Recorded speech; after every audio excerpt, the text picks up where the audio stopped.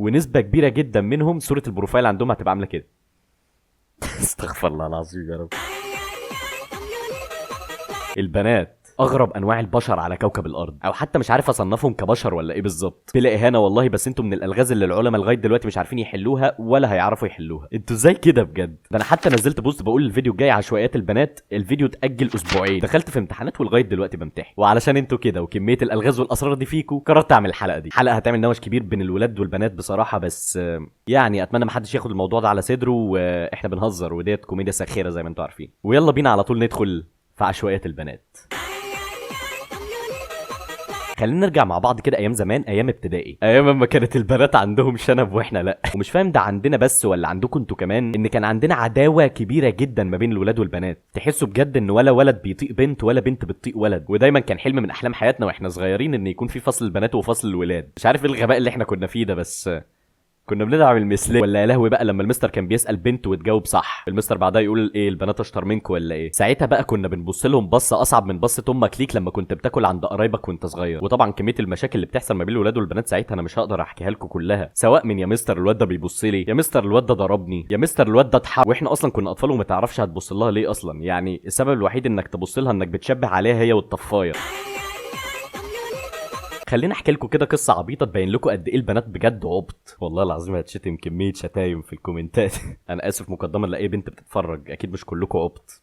المهم كان في بنات بيلعبوا في حصه العاب زمان في الملعب بتاع الولاد، فانا وواحد صاحبي كنا عايزين نلعب في نفس الملعب علشان ده بتاعنا اصلا كاولاد يعني. فالمهم نزلنا قلنا لهم عايزين نلعب شويه، فمعظم البنات قالوا ماشي بس شويه كده سيبونا نلعب شويه وبعدين هنخليكم تلعبوا. الا بنت واحده بصت لنا في وشنا وقالت لنا لا مش هتلعبوا، وقعدت ترخم علينا. فاحنا نسكت اكيد لا، وكانت كل ما الكوره اللي بيلعبوا بيها تيجي عندنا نلعب بيها انا وهو، نرخم عليهم شويه والحوارات دي، بس مش كتير يعني. كنا بنرخم شويه ونرجع لهم الكوره في الاخر عادي. ففي مره بقى جينا نرخم، قامت البنت العبيطه دي جت وبعزم ما فيها حدفت طوبه اكبر من حياتي على رجل صاحبي فتعور. مشينا الدنيا ساعتها وخلاص وطلعنا الفصل. لقيناها ما استكفتش بكده، بس لقيناها عامله له استدعاء ولي امر. ليه كل ده يا مؤذيه بجد؟ المهم اطمنوا طلعنا للاخصائيه اجتماعيه وخلت كل واحد يعتذر للتاني والموضوع يتحل يعني في الاخر. بس لسه النفوس مش صافيه اكيد من ناحيه البنت دي، بس الحمد لله مشيت من المدرسه قبل ما نغتالها.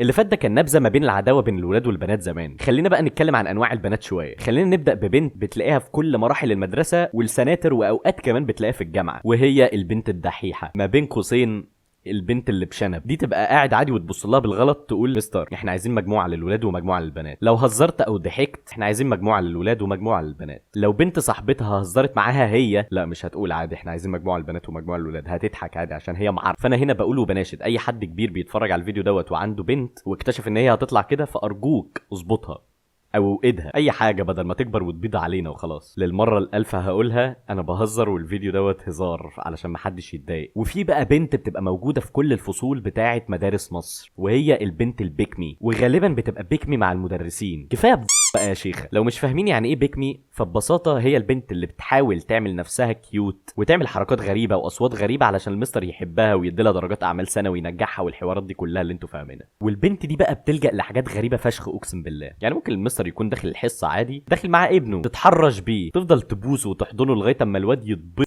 اقسم بالله. ومش الواد بس اللي يعني الواد يا عيني بيبقى هيموت ويضربها وهي مصممه تبوسه وتحضنه. وبعدها بقى تبدا تكرر جمله طول اليوم بتبقى عباره عن ايه يا مستر، اي كلمه معرفه بال وبعدها دي ايه يا مستر الشياكه دي، ايه يا مستر الحلاوه دي، ايه يا بنت الشرف. على العموم مش هطول في النوع دوت علشان انا بتعصب منه قوي بصراحه. ولو موجودين عندي في القناه المره دي بقى مش هقول ما تزعلوش، المره دي هقول بره يا ابن ويا جماعه هو انا الوحيد اللي بلاحظ ان اسامي البنات اخر 10 سنين كلهم قريبين من بعض جدا. يعني مثلا شوف اي بنت مولوده بعد 2010 اسالها اسمك ايه، بنسبه 90% هيكون اسمها ملك. وغالبا عندهم اكونت انستجرام في حوالي 445 فولور. بمناسبه انستجرام كسرنا ال 10000 من فتره على فكره ولسه ما عملتش فولو، انزل اعمل فولو. وغالبا على اكونت انستجرام ده بينزلوا عليه فيديوهات عاملينها بساوندات تيك توك وبيفضلوا يقلبوا الموبايل فيها، ونسبه كبيره جدا منهم صوره البروفايل عندهم هتبقى عامله كده.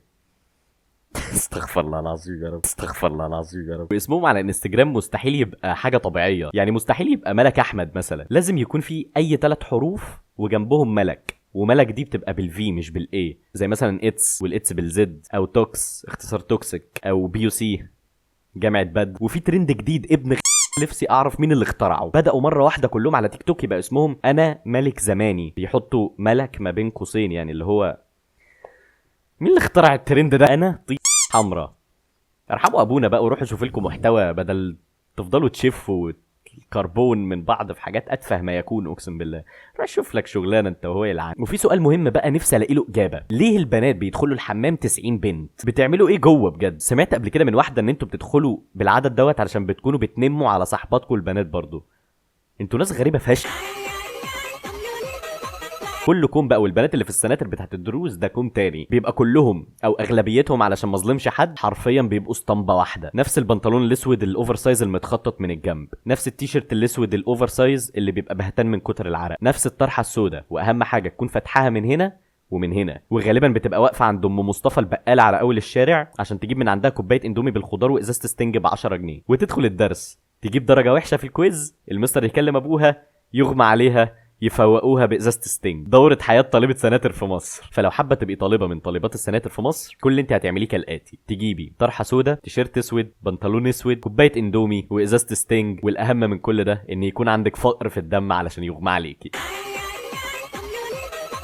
البنت بقى رغم انها كائن رقيق وكيوت، الا بالرغم من انها بتقلب فادي بكري اول ما يجي قدامها سيره الحب. بين الحب والبنات اقسم بالله علاقه من اغرب العلاقات اللي شفتها في حياتي، ومفيش بنت ولا هيبقى في بنت تقدر تشرح الجزء ده فيهم، علشان قسما بالله البنات ذات نفسهم مش هيقدروا اصلا يشرحوا الحته دي. البنت تبقى بتعاملك كانك الملك اللي مفيش منك اتنين وانت سيد الرجاله، وتبقى خلاص وصلت للمرحله القصوى في انك خلاص حسيت انك لازم تروح دلوقتي تقول لها انك بتحبها. والبنت اول ما تحس ولو ل1% انك عندك مشاعر ناحيتها، هتعمل حاجه من الاتنين: يا اما هتقولك هرد عليك لما افكر، هتبلكك تاني يوم، يا اما بقى الحاجه التانيه وديت الاسهل والاسرع، وهي هتقولك هحبك انت يا ابن ببقى نفسي افهم ساعتها البنت بتفكر في ايه بالظبط. طب قولي لي ليه، حتى على الاقل فهميني كنت بتكلميني حلو كده ليه اصلا طالما انت مش طايقاني للدرجه دي. لا مفيش، خلاص كل سنه وانت طيب، ولا حد هيشرح لك ولا اهلك ولا اصحابك ولا هي ذات نفسها لما تسالها اصلا هتعرف ترد عليك. البنات بعد الامتحانات بقى بيبقوا حاجه تانية. احنا كاولاد بنبقى خارجين ومتاكدين ان احنا ساقطين وشايلين الماده، بس في نفس الوقت بنبقى بنهزر ومبسوطين وبنضحك وبنروح نفطر فطار ملوكي. البنات بيبقوا حالين لكل سؤال اكتر من 3 حلول ومتاكدين ان كلهم صح، وتطلع يغمى عليها وتعيط واصحابها يعيطوا معاها،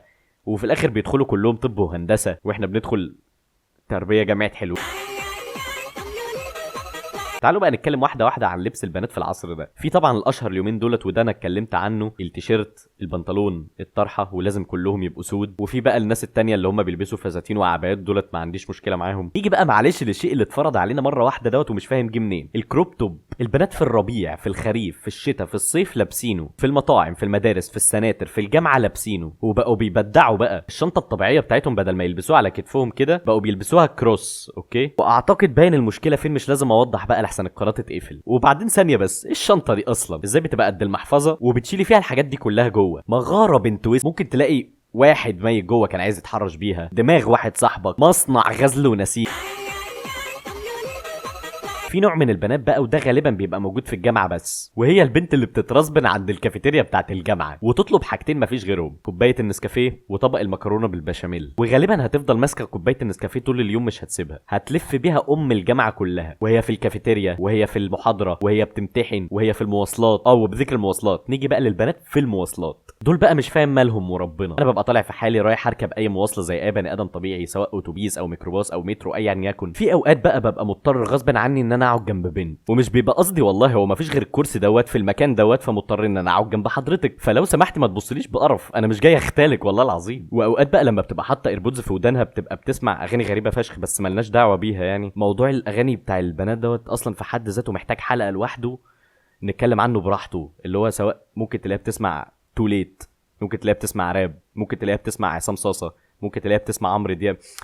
حوار فمش حوارنا دلوقتي. المهم نرجع لموضوعنا. هي بتبقى قاعده حاطه الايربودز في ودانها وبتسمع اغاني، فطبيعي مش هتبقى سامعاني. والاصعب بقى لما تبقى قاعده على الكرسي القلاب، وانا طبعا مش هعرف اعدي انزل غير لما هي تنزل، فبتتصدم بحاجه من اصعب الحاجات اللي ممكن تعملها في حياتك: انك تخبط لبنت على كتفها علشان تنزل، علشان هي طبيعي مش سامعاك طبعا، ولو خبطت فيه شويه هيقتنعوا ويخلوك تعدي عادي. وفي بقى شويه بيبصوا لك بصه من قوتها احسن لك تقول الشهاده. وفي بقى النوع الثالث وده الاصعب، وهم اللي لما تخبط لهم على كتفهم فما ينزلوش ولا يبصوا لك، يبداوا يعملوا حركات اكروباتيه علشان ما ينزلوش. يا بنت الحلال دي 10 سم هعدي ازاي؟ واخر بنات بقى عايز اتكلم عنهم ضروري، هم البنات اللي بيقعدوا في الكافيهات، بس بيبقوا نوعيه معينه قوي من اللي بيقعدوا على كافيهات. انت بتبقى داخل القهوه عادي تطلب شاي وهي تلاقي جنبك طالبه شيشه تفاح. انت بتعملي ايه بجد؟ انا بسبب الرهاب الاجتماعي مكسوف اطلب الباقي من بتاع القهوه وانت قاعده بتشدي احسن من احسنها عتال.